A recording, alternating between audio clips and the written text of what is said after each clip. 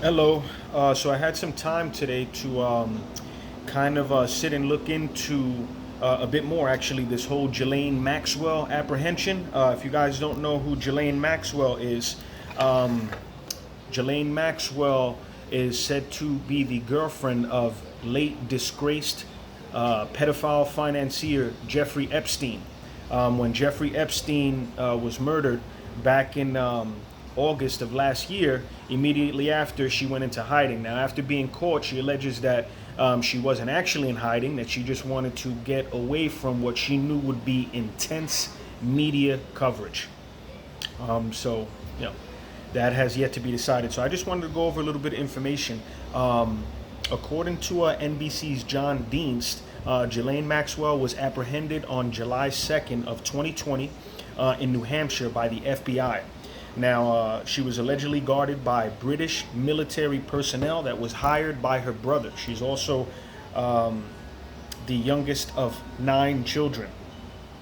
So the 6-count indictment, which was also published on July 3rd, the following day, on NBCNewYork.com by John Dienst and Tom Winter, is an 18-page indictment. You could read it.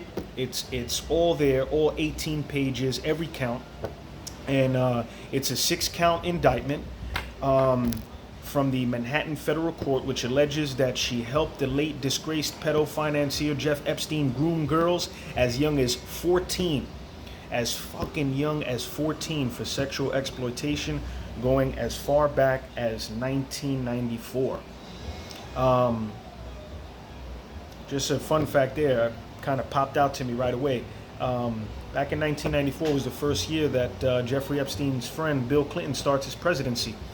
And then I wound up finding out just a little while ago that there was a book written and published by Alana Goodman and Dan Harper. That's Alana Goodman and Dan Harper, called A Convenient Death, that alleges that Bill Clinton actually had an affair with Ghislaine Maxwell. And the book goes to further allege that the reason why he was around Epstein in the first place is to carry on his affair with Ghislaine Maxwell. So that book is an interesting read, and since I found the title today, I will definitely be taking a look at that. So the reason why I wanted to make a video today is to address a little bit Ghislaine Maxwell's petition to the court that she remain free during the course of the trial, which is ridiculous. So obviously she has her her lawyer, and her team of lawyers actually putting up a defense that, you know, she won't be a flight risk, that if she wanted to leave the country, she would have left the country. And that does raise a good question: why a woman who's worth 20 million, whose father was worth well over $1 billion at the time that he died, and who has high-powered friends all across the world, why would she stay in the United States knowing that they were looking to arrest her? So that's, you know, another set of questions. But again, that's why I make these videos, so we can ask questions, so we can all delve into all this shit. I'm just going to give you some facts to start off there, use as a jumping point, and then I'll take it in for a landing, and you guys take it from there.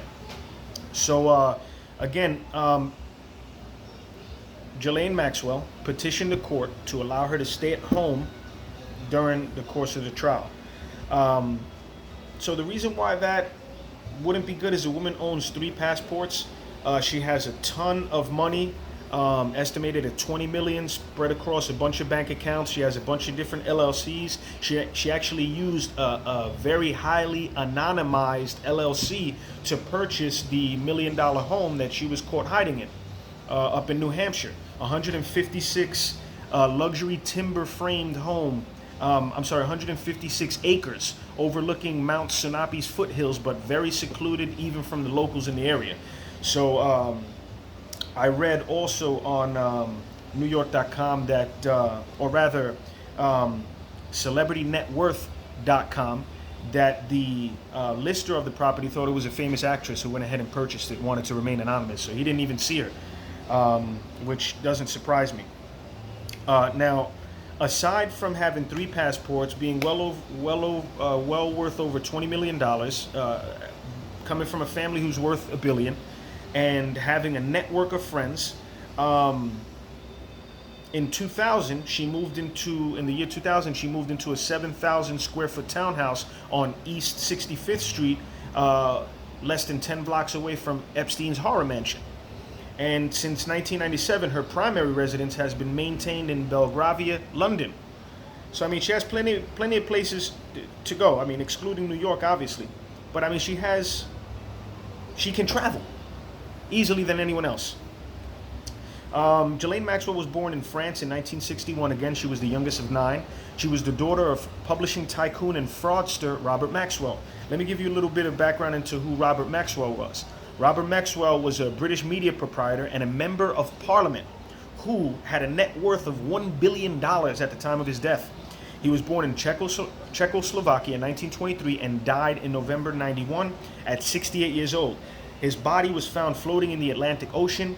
But even before that, he did manage to provide trust funds for his children, paying $1,000 per year, and that's it.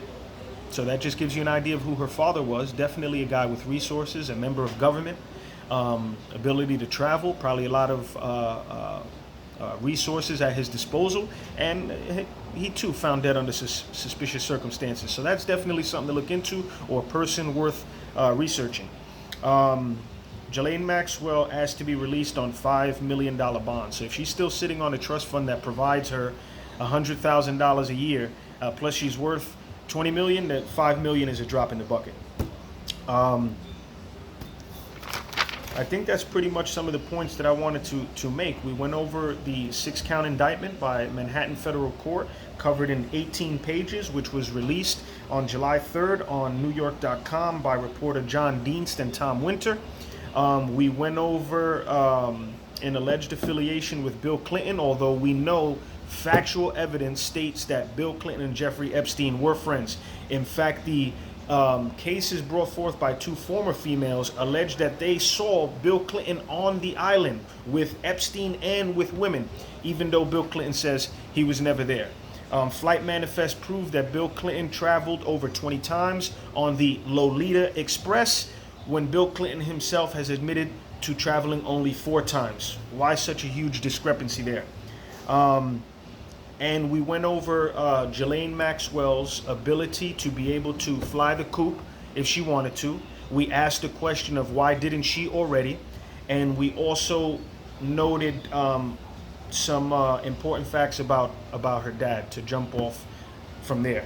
So again, flood with comments. Let's get a dialogue going. Let's start doing some research. Let's find out who Ghislaine Maxwell is, her network of friends and financiers. Let's find out her network of family members, and let's do our own ground level investigation so we can be digital support staff for the federal investigation. Because at the same time, we need citizen oversight on everything. Citizen oversight. Educated, reasonable, smart citizen oversight. And let's start here. Let's start now.